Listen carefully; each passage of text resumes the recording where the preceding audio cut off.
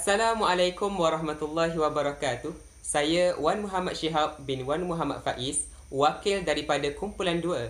Saya bersama rakan-rakan saya akan menyampaikan sebuah pidato yang bertajuk Kemahiran Menguasai Penonton.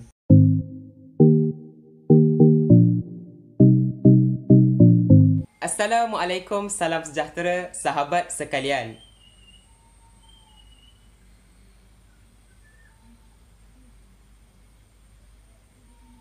Sahabat sekalian, tahukah anda itu adalah salah satu kemahiran untuk menguasai penonton dengan cara tarik perhatian penonton.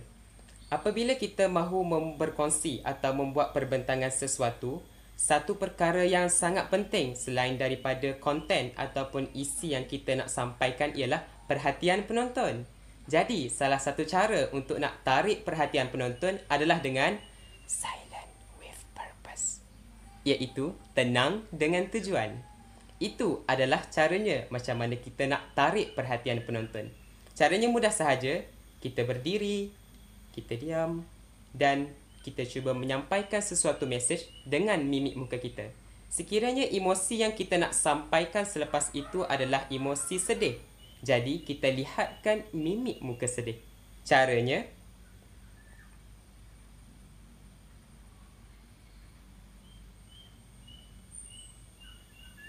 dan kita mulakan perbentangan kita.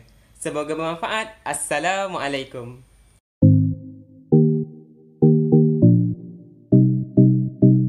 Yang kedua ialah menggunakan topik yang bersesuaian serta berkeyakinan dalam penyampaian pidato. Topik yang bersesuaian perlulah kena pada tema sesuatu majlis dan kena pada golongan sasaran sesuatu majlis, sama ada golongan kanak-kanak ataupun golongan remaja ataupun golongan dewasa ataupun golongan kurang upaya.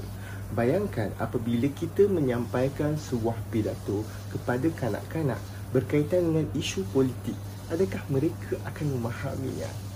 Maka topik yang bersesuaian sangat penting sebelum kita memulakan pidato. Di samping itu, keyakinan dalam penyampaian pidato sangat mempengaruhi para pendengar. Apabila kita bercakap tergagap-gagap seperti A, seperti I, seperti maka akan menampakkan sedikit kecacatan dalam penyampaian pidato.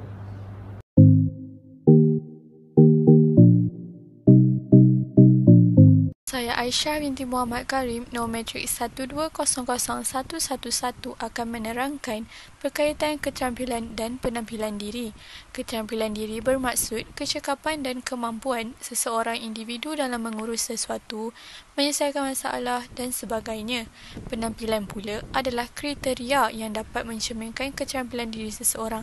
Kajian oleh pakar-pakar psikologi mendapati paras rupa, gerak-geri dan air muka sangat besar peranannya. Individu yang mempunyai penampilan menarik memiliki keyakinan diri yang lebih tinggi, mempunyai sikap yang lebih optimis dan peta bercakap. Penonton sentiasa menilai sama ada pemindato mempunyai matlamat, boleh dipercayai, berilmu dan berakhlak tinggi sewaktu mendengar mereka bercakap. Oleh itu, mempunyai penampilan yang menarik serta keterampilan amat penting dalam menguasai penonton.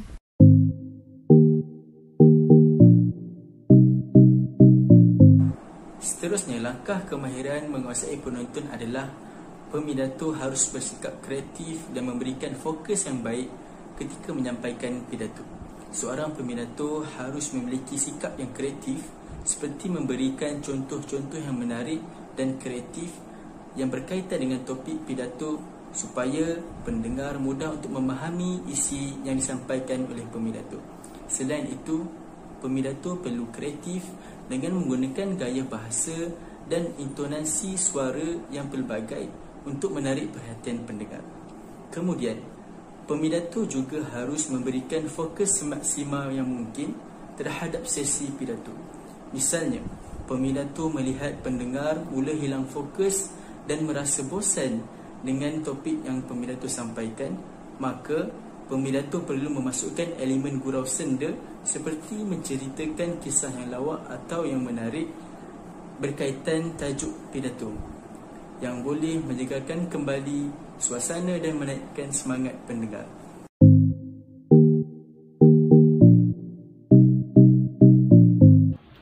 Baiklah, yang terakhir untuk kita kuasai penonton adalah dengan kita kuasai bahasa badan. Bahasa badan merupakan salah satu elemen penting dalam proses berpidato. Ekspresi muka dan gaya secara tak langsung dapat menerangkan kepada penonton mengenai perasaan pemidato tersebut.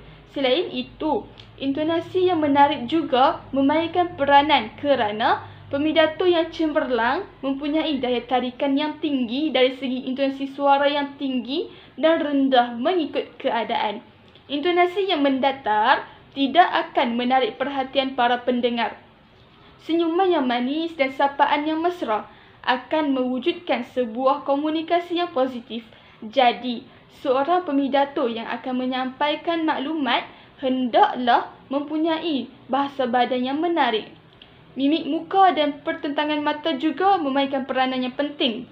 Sebagai contoh, gerak tangan, mata dan gerak badan hendaklah selaras untuk menekankan fakta. Jangan pula kita terlalu kaku dan beraksi secara berlebihan. Mimik muka hendaklah mengikut penekanan suara iaitu senyum apabila kita gembira, sedih apabila kita gundah dan marah apabila emosi tinggi. Kita pandang tepat ke arah penonton untuk mewujudkan eye contact yang sesuai. Bukankah pidato seperti ini tampak lebih menyeronokkan?